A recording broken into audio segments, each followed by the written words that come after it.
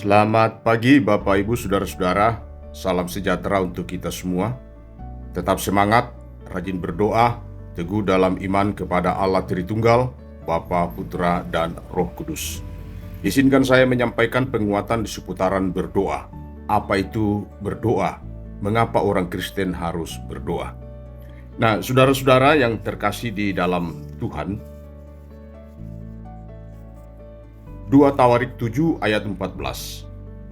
Dan umatku yang atasnya namaku disebut merendahkan diri, berdoa dan mencari wajahku, lalu berbalik dari jalan-jalannya yang jahat, maka aku akan mendengar dari surga dan mengampuni dosa mereka, serta memulihkan negeri mereka. Lukas 18 ayat 1. Yesus mengatakan suatu perumpamaan kepada mereka untuk menegaskan bahwa mereka harus selalu berdoa dengan tidak jemu-jemu. Efesus pasal 6 ayat 18. Dalam segala doa dan permohonan, berdoalah setiap waktu di dalam roh, dan berjaga-jagalah di dalam doamu itu dengan permohonan yang tak putus-putusnya untuk segala orang kudus. Saudara-saudara, secara singkat dan sederhana, doa adalah persekutuan dengan Tuhan, bercakap-cakap atau berkomunikasi dengan Tuhan. Doa merupakan berkat dan perintah sekaligus hak istimewa yang Tuhan anugerahkan kepada kita orang percaya. Saat kita berdoa, kita menundukkan hati kita, memusatkan pikiran kita, dan kita berserah penuh kepada belas kasihan Tuhan Allah Tritunggal itu. Dalam doa kita memuji kebesaran dan keagungan Tuhan. Dalam doa kita mengaku semua kesalahan dan dosa kita.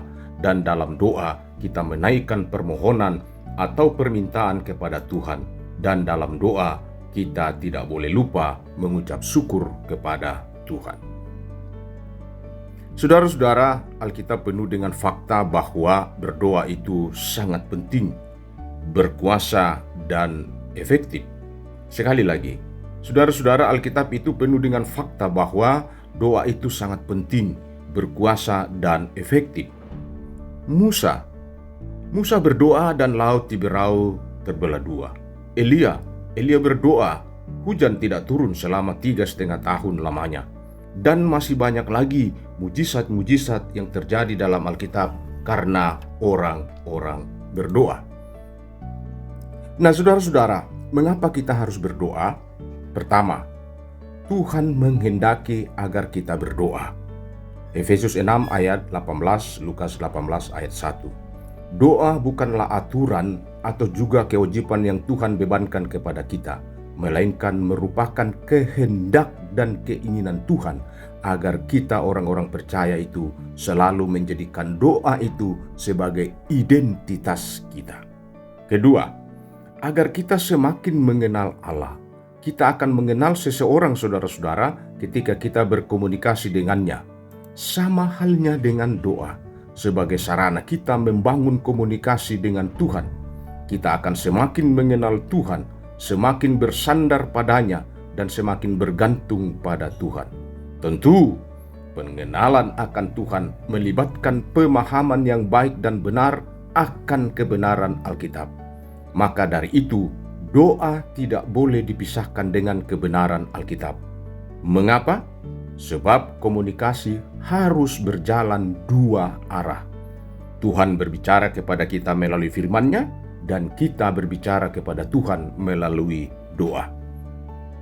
Yang ketiga, saudara-saudara, karena si jahat, iblis itu sedang berupaya semaksimal mungkin untuk menghancurkan kita orang-orang percaya. 1 Petrus 5 ayat 8, Lukas 22 ayat 31 sampai 32, Efesus pasal 6 ayat 12 sampai 13. Saudara-saudara, sejak kita menjadi Kristen atau menjadi murid Kristus, kita menjadi sasaran atau target utama dari si jahat. Si jahat akan melakukan segala macam cara untuk menghancurkan kita tanpa ampun. Itu sebabnya Tuhan sangat menginginkan kita berdoa demi kebaikan kita, agar kita terhindar dari jerat iblis, atau setidak-tidaknya kita kuat melawan serangan-serangan itu. Yang keempat, saudara-saudara, karena adanya kebutuhan. Yakobus 4 ayat 2. Alasan ini bukanlah yang terutama, saudara-saudara. Namun demikian, Tuhan mengizinkan kepada kita untuk meminta atau memohon sesuatu berkaitan dengan kebutuhan kita. Tentu kita harus mampu membedakan mana keinginan dan mana kebutuhan. Saudara-saudara, kita tidak boleh malu. Kita tidak boleh malu meminta sesuatu kepada Tuhan melalui doa. Alasannya, saudara-saudara, permintaan kita itu bukan untuk kepuasan kita.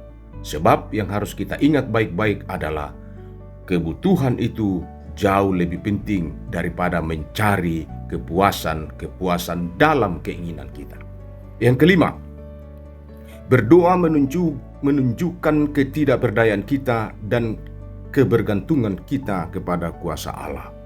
Ketika kita berdoa dengan sungguh-sungguh, saudara-saudara, hati kita sedang mengharapkan belas kasihan Allah Tritunggal. Sebab doa yang sejati hanya mungkin dipanjatkan oleh setiap orang yang mengakui ketidakmampuan dirinya dan kesanggupan Allah dalam memberkatinya.